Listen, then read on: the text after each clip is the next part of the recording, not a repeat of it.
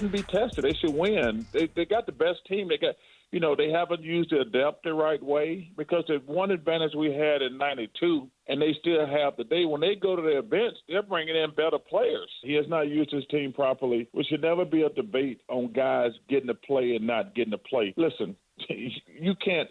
Putting Jason Tatum in an NBA game, he's going to be better than 99% of the guys already in the world, but especially guys who coming from a foreign country. So you just kind of keep your guys on a treadmill and keep them rolling around. When you looked on social media after, that's what everybody would seem like they were tweeting about. Oh, what are they doing to Jason Tatum? Why are they not playing Jason Tatum in these games? What did you think about what Charles Barkley said? Number one, I don't care about how everybody else feel either. I think it's all about winning, right?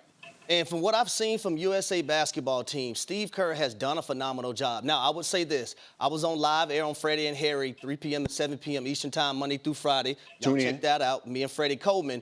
Yesterday, while this game was going on, so the real raw emotions, I was sweating, I was yelling, I was giving updates, I was pacing. I was all over the place when it came to this matchup. Yesterday, I thought at some point, at least halftime, I thought Jason Tatum was going to go into the game.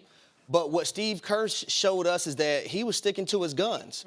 The lineup that he had implanted for this game was going to be the lineup. And those guys were able to come through and get it done. But I also want to point out some other things when it came to this basketball game. We got to give LeBron James a lot of credit. Being the age that he is, having a triple-double, orchestrating things, the hustle plays, saying in the fourth quarter, you know what? I'm going to guard Nikola Jokic. I don't care how much of a size advantage he has over me. I'm going to be the guy that does that. And Steve Kerr went with his guns and went with the big dogs, and they came through and got the win. Now they have an opportunity to play for a gold medal. Courtney? I take issue with part of that quote. It says they shouldn't be tested. The best basketball player in the world plays for Serbia, and I believe it was Charles Barkley who said that about Nikola Jokic. So the idea that the Team USA should just go through and obliterate their competition the way they did in the opening round. I mean, they beat Serbia by 26. You can't expect that to be the result night in and night out. This is a thankless job. We've already talked about the good that Steve Kerr has done. If I'm sticking to the basketball here and not talking about these perceived agendas, oh, he's playing his guys, he's not playing Jason Tatum. He did call himself an idiot after not playing him, forgetting about him on the end of the bench against Serbia in the opening round. He should have played him last night. If you're watching that game through the first 3 quarters and you're seeing Serbia go 15 of 30 from downtown, usually that's a killer. Right. Usually that's going to result in a lopsided loss. Anthony Edwards was allergic to defense. Devin Booker was allergic to defense. Derek White looked lost out there. I wanted to see the ability on the perimeter to guard the perimeter from Jason Tatum. I know he struggled offensively throughout this tournament, but defensively, you could have used him in those moments. Now, the luxury of having 4 MVPs on the floor in the final frame, that doesn't take like a genius to figure out that that's probably the best lineup that you roll with. We did hear from Steve Kerr today, though, say that he doesn't have any qualms about sticking to his guns and staying the course here when they go and play for that gold medal against France with the lineup that he has. I just think it will be a mistake if you have Jason Tatum not play any factor in that game whatsoever. It's not about managing egos. It's not about, oh, I'm going to play my guys over somebody else. Like, that's one of the best players in the NBA, Brian. You've got to have him out there contributing in some way, in some fashion against France. The interesting thing, as much as we say that this is a young man's game, it was the OGs. The young man didn't show up. As Perk says, that got it done. It was the Anthony Edwards says he's the number 1 option on the team. Where was he yesterday? Who got it done down the stretch. But I got to go to Perk here, because Perk, I want to hear your thoughts on that, because everyone keeps saying Jason Tatum is 6'9". This guy can play 4 different positions. He's all NBA, just won an NBA championship. How could you not use him? Is fit over star. That's number 1. Number 2, when you don't play a guy like Jason Tatum in the first half, usually coaches are thinking, I just got to roll with who I've been rolling with in the second half, because you don't know if he's going to be engaged in the moment. You don't know what he's thinking, and you don't have time for that, right? Coming out of halftime, Team USA was already behind the 8 ball. Now, when it comes down to the competition level, we already know that when it comes to being global, the Europeans are looking the Americans eye to eye when it comes down to them catching up in the basketball space. It's a reason why LeBron James, Steph Curry, and Kevin Durant all decided to play in the 2024 Olympics. It's a reason because they know that gap is real small right now. The separation is not there. And it's going to be even worse in the next Olympics in 2028. We're still going to have make sure that our roster is all the way where it needs to be. I's dotted and the T's crossed. Again, Team USA is undefeated. Like, I have no complaints. They're about to compete and go beat the brakes off of France to win the gold medal. Again, Steve Kerr went with his 3 alphas, and LeBron, Steph, and KD. He came out victorious. He doesn't have time to manage feelings. So I know this is the power of social media right now, right? Where everyone is able to voice their opinion. Everyone is trying to find the negative in anything that's being wrong with it. But like, nothing is wrong.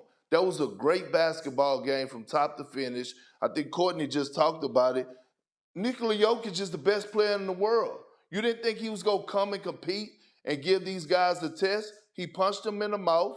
He punched them in the stomach. And then they fought back. I mean, I have zero complaints. And anybody else who complained, I just think they're being petty. Okay, so then let's talk about the gold medal game because it is a rematch from 2020. And you remember back then, 4 years ago, we beat France only by 5 points, 87-82. Now they're at home, Perk. They got that home crowd. They got Victor Wembanyama there. They got Evan Fournier, Nicholas Batum. So they're loaded with NBA players as well. Give me your thoughts. I ain't worried about it one bit. Look, let me tell you something, BC. The Team USA legs are going to be so tired because they're going to stand on business. He'll come tomorrow. I'm telling you right now, look, Victor Wembanyama, is he a special talent? In 3 years, do I think he has the capability of being the best player on the floor on both ends? Absolutely. But he's not Jokic, and he's had his ups and downs. I think when you look at the bigs that we have in Anthony Davis, Bam Adebayo, and Joel Embiid, they're going to do a great job of neutralizing him. The 4-time Defensive Player of the Year is on the sideline averaging 1,500 claps a game. So they don't even have to worry about him. And when you talk about a guy like Evan Fournier, has he been balling? Yes, he's been doing his thing, but this is when we're going to see the best version of a guy like Drew Holiday and a guy like Derek White, 2 of the best defenders in the tournament right now, 2 of the best defenders, perimeter defenders in the whole game of basketball. So I'm not worried about France. I know it's going to be great energy in that building. I know guys are going to step up for them because they're playing at home and a little home cooking.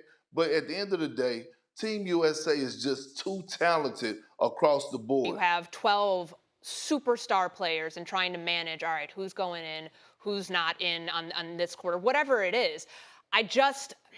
I think that we need to continue to look at the players that are the closers. We've talked about this on First Take throughout the summer. Who's going to be the closer for Team USA? You saw it last night. Anybody who was moaning and groaning about, oh, LeBron James is playing too many minutes here.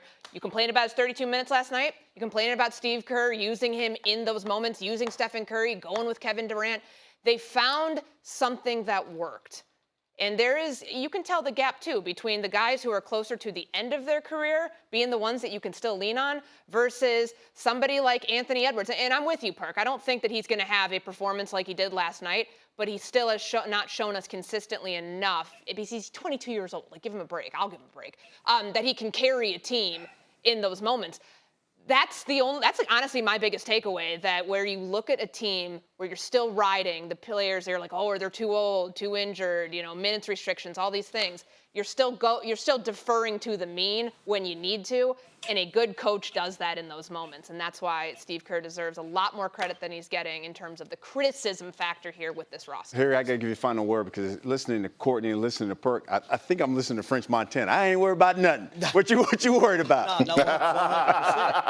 But look, me and Big Perk, we think alike. We grew up wearing Jabot jeans. Big Perk, mine may have been a little bigger than yours, but we grew up wearing them Jabot jeans, down south or whatnot. But I would say this, don't take lightly what Perk just said now. Steve Kerr went with his 3 alphas. I'm thinking the same way Big Perk is. He went with his 3 alphas, Steph Curry, Kevin Durant, and LeBron James. And he has no problem going back to him again. Yeah, icy hot. Yeah, Get that icy hot in and let's roll up and let's go win this gold medal.